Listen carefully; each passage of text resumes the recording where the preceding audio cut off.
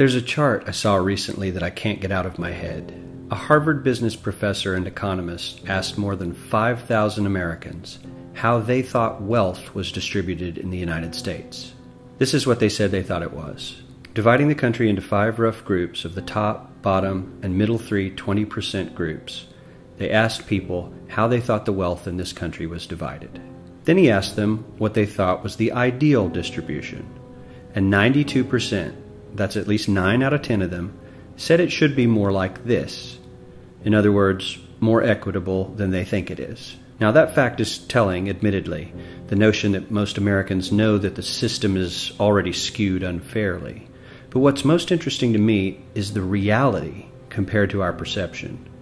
The ideal is as far removed from our perception of reality as the actual distribution is from what we think exists in this country. So ignore the ideal for a moment. Here's what we think it is again. And here is the actual distribution. Shockingly skewed. Not only do the bottom 20% and the next 20%, the bottom 40% of Americans barely have any of the wealth. I mean, it's hard to even see them on the chart. But the top 1% has more of the country's wealth than 9 out of 10 Americans believe the entire top 20% should have. Mind-blowing. But let's look at it another way, because I find this chart kind of difficult to wrap my head around. Instead, let's reduce the 311 million Americans to just a representative 100 people. Make it simple.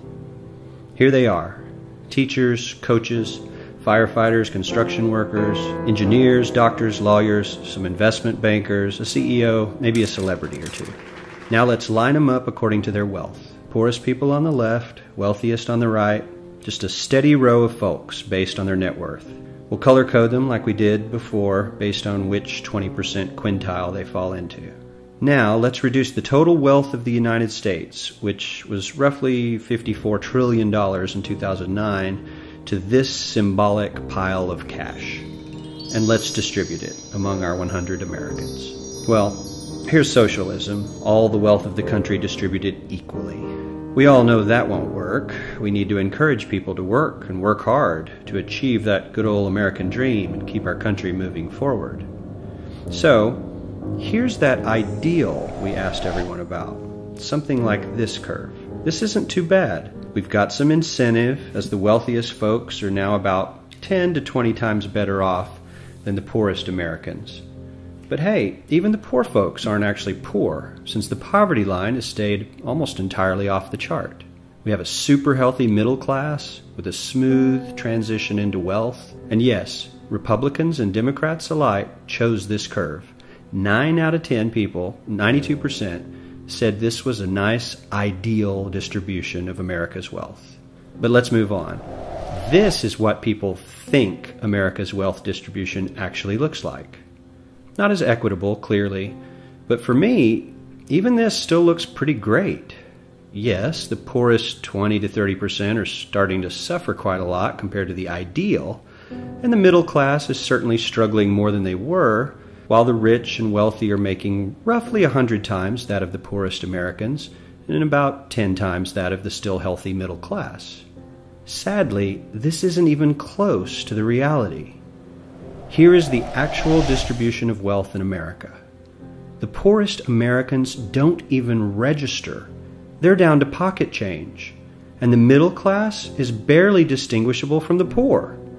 In fact, even the rich between the top 10 and 20 percentile are worse off. Only the top 10% are better off. And how much better off?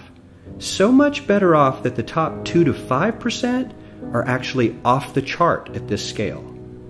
And the top 1%, this guy, well, his stack of money stretches 10 times higher than we can show. Here's his stack of cash, restacked, all by itself. This is the top 1% we've been hearing so much about. So much green in his pockets that I have to give him a whole new column of his own, because he won't fit on my chart. 1% of America has 40% of all the nation's wealth. The bottom 80%, 8 out of every 10 people, or 80 out of these 100, only has 7% between them. And this has only gotten worse in the last 20 to 30 years. While the richest 1% take home almost a quarter of the national income today, in 1976 they took home only 9%, meaning their share of income has nearly tripled in the last 30 years. The top 1% own half the country's stocks, bonds, and mutual funds.